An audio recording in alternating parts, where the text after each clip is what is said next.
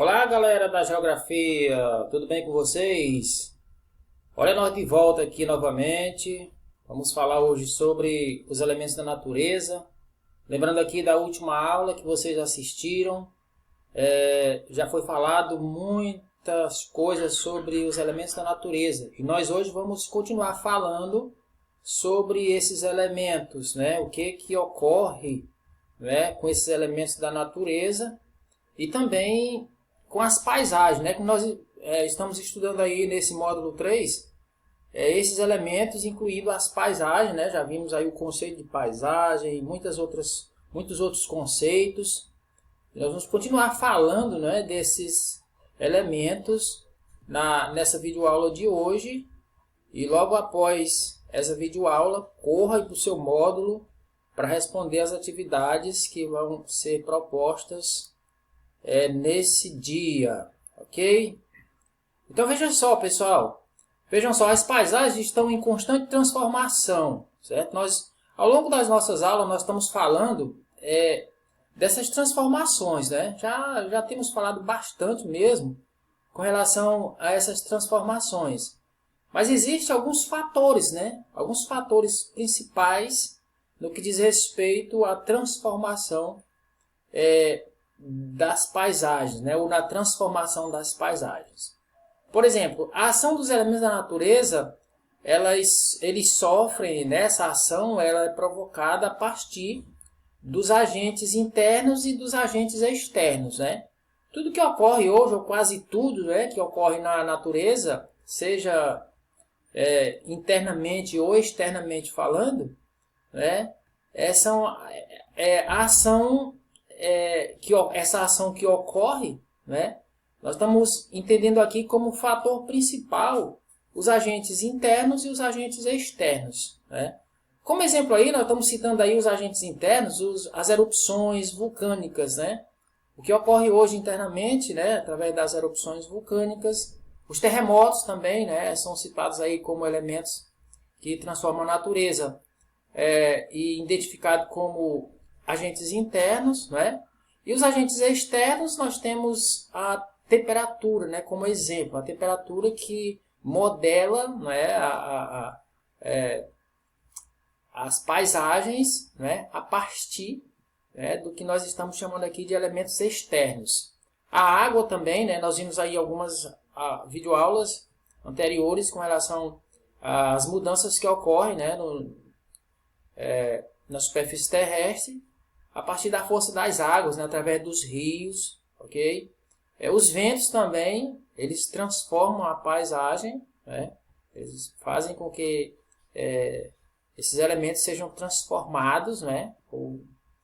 A partir da ação de si próprios, né? Dos ventos, no caso aqui que estamos falando, ok? Desse modo, pessoal, nós podemos notar que há uma constante interdependência entre diversos fatores que resultam na transformação das paisagens naturais. Ou seja, não é só uma ação, não é só um elemento, né? Há uma interdependência. O que é essa interdependência? É que um depende do outro, né? Uma ação ocorre porque há uma interdependência, né, entre esses elementos, né? Sejam através dos ventos, ou através das águas, né? Ou através dos vulcões, a erupção dos vulcões, ou através dos terremotos. De modo que nós podemos observar que há essa constante interdependência, daí porque, né, ocorrem essas transformações das paisagens naturais, ok? Outro fator que interfere na transformação das paisagens somos nós, né? A interferência do ser humano. Ou você acha que não interfere na transformação das paisagens? Só interfere. Nós interferimos diariamente. Minuto após minuto, nós estamos interferindo, nós, os seres humanos, né, na transformação das paisagens. Principalmente essas paisagens mais próximas de cada um de nós. Então, o exemplo clássico aí, né, dessa interferência do ser humano são as construções, ok?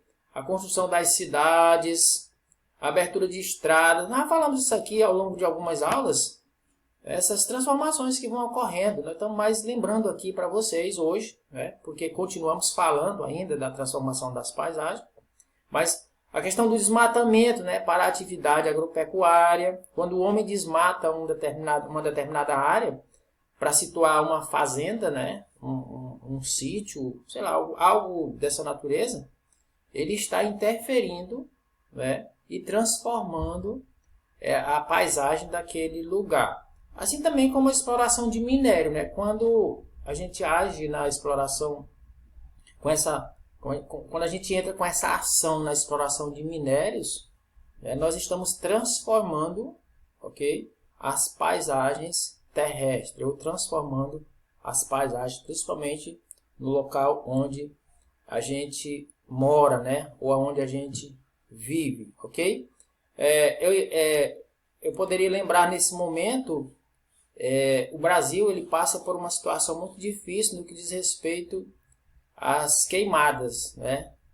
Se você liga a televisão ou as notícias que você vê e ouve no dia a dia, né, principalmente na atualidade, elas falam muito de incêndios, né? De fogos, de sei lá. E isso, pessoal, essa ação, né, das queimadas, os fogos, de modo geral, né, alguns até criminosos, né, são aqueles em que as pessoas colocam fogo mesmo para ver o fogo queimando lá, tal, essa coisa aí. Daí da gente chamar de uma ação criminosa, né? Não foi um acidente, né? De repente alguém tocou fogo lá em algum lugar, né, numa área que não era para ser tocado, fogo, e aí o fogo incendiou e está queimando, né? A região centro-oeste do Brasil, região nordeste também, são as regiões mais afetadas nesse momento, mas as outras regiões também têm incêndios, mas esses incêndios, eles vão transformando a paisagem. Mas como transforma, né? Essas paisagens, as queimadas, quantas matas virgens não são queimadas, né? Espaços naturais que são transformados e deixam, logicamente, de ser espaços naturais, passando a ser um espaço geográfico, ok? Altitude do relevo. O que é isso? Caracteriza a paisagem. A altitude do relevo, pessoal, ela caracteriza a paisagem. Olha só, a fauna e a flora, elas só podem ser encontradas em determinadas altitudes. Okay? Não é em qualquer lugar que nós temos tanto a fauna como a flora. No mundo todo, não está composto aí por fauna e flora. São somente em alguns lugares, e ainda assim diferentes, né? Espécies, dependendo do lugar, né? Uma espécie X vai para outra, é uma espécie Y, e assim por diante. Ok? Então, a flora e a fauna só podem ser encontradas em determinadas altitudes, ok? E outro detalhe interessante, pessoal, com relação à altitude do relevo, é que a cada quilômetro acima do nível do mar, a temperatura diminui, em média, 6,5 graus centígrados. Como é que é isso, professor? Fala isso aí, explica isso aí melhor. Olha só, nós estamos aproximadamente, hoje, uma temperatura de, vamos pensar aqui, de 37 graus. Imagine só que nós estamos a uma temperatura de 37 graus aqui onde nós estamos. Aí onde você está. Na sua casa, no seu quarto. Se não tiver com o ar ligado, imagina-se que a temperatura a temperatura ambiente esteja por volta aí de 37 graus. Se nós viajássemos aí numa montanha acima, né, subindo aí a altitude de 1.000 metros, ou a cada quilômetro, né, um quilômetro tem 1.000 metros. Então, se a gente pudesse subir aí uma montanha de 1.000 metros, essa temperatura ia cair de 37 graus, que nós acabamos de citar agora, para aproximadamente 30,5 graus centígrados, né? Porque ia diminuir 6,5 graus. Se a temperatura ambiente era 37, menos 6,5, 30,5 graus centígrados. Seria uma queda não tão brusca, mas seria uma queda bem considerável, né?